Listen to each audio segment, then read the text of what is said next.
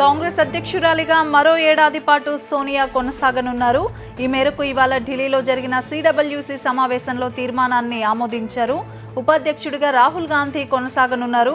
CWC నిర్ణయాలపై మరింత సమాచారం మా కరెస్పాండెంట్ వెంకటేష్ అడిగి తెలుసుకుందాం. వెంకటేష్, ఈ భేటీలో ఏ తీర్మానాలు చేశారు? కాంగ్రెస్ వర్కింగ్ కమిటీ సమావేశం కొద్ది క్షణాల కిందటే ముగిసింది. సోనియా గాంధీ పదవీ కాలాన్ని మరో ఏడాది పొడిగించారు. ఇది ఎజెండాలో ముందుగానే నిర్ణయమైనటువంటి పరిస్థితి. దానికి అనుగుణంగా ఈరోజు సోనియా గాంధీ అధ్యక్ష పదవీ కాలాన్ని సంవత్సరం పాటు పొడిగించారు. రాహుల్ గాంధీకి ఎటువంటి ప్రమోషన్ దక్కలేదు. నిజానికి రాహుల్ గాంధీకి ఈ ఏడాది అధ్యక్ష బాధ్యతలు అప్పగిస్తారని భావించారు.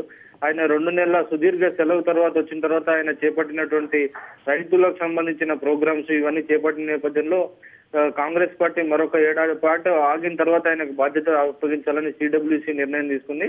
అయితే రాహుల్ గాంధీకి ఇమీడియట్ గా అధ్యక్ష పదవి ఇచ్చే అంశంలో కొద్దిమంది సీనియర్లో కూడా ఇంకా అసంతృప్తి కొద్దిగా ఉంది.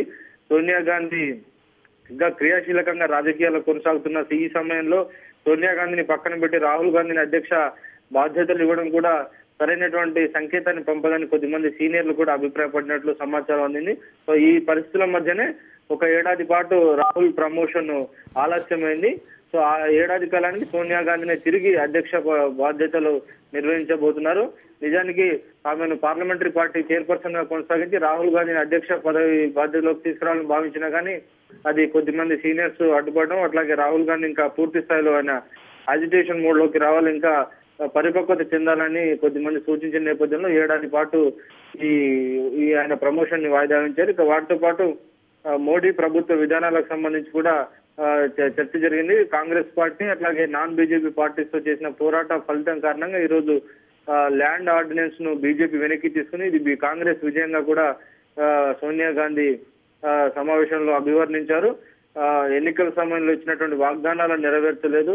సో ఆ నేపథ్యంలో ఈ అంశాలపైన ప్రజల్లో విస్తృత ప్రచారం చేసేందుకు ఇంకా కాంగ్రెస్ శ్రేణులన్నీ కదలాలని ఆమె కోరుతున్నారు. ఇక ల్యాండ్ ఆర్డినెన్స్ భూసేకరణ బిల్లుకు వ్యతిరేకంగా సెప్టెంబర్ లో ఒక భారీ ర్యాలీ తీయాలని కూడా కాంగ్రెస్ పార్టీ నిర్ణయించుకుంది. ఇక సంస్థాగత ఎన్నికలకు సంబంధించి గతంలో ఒకటి క్రియాశీల సభ్యత్వం, మరొకటి సాధారణ సభ్యత్వం ఉంది.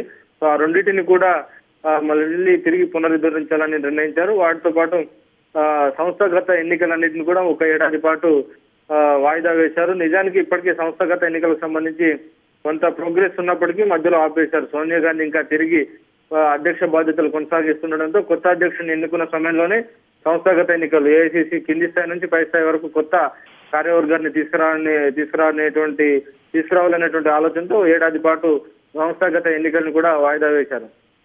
Thank you Venkatesh.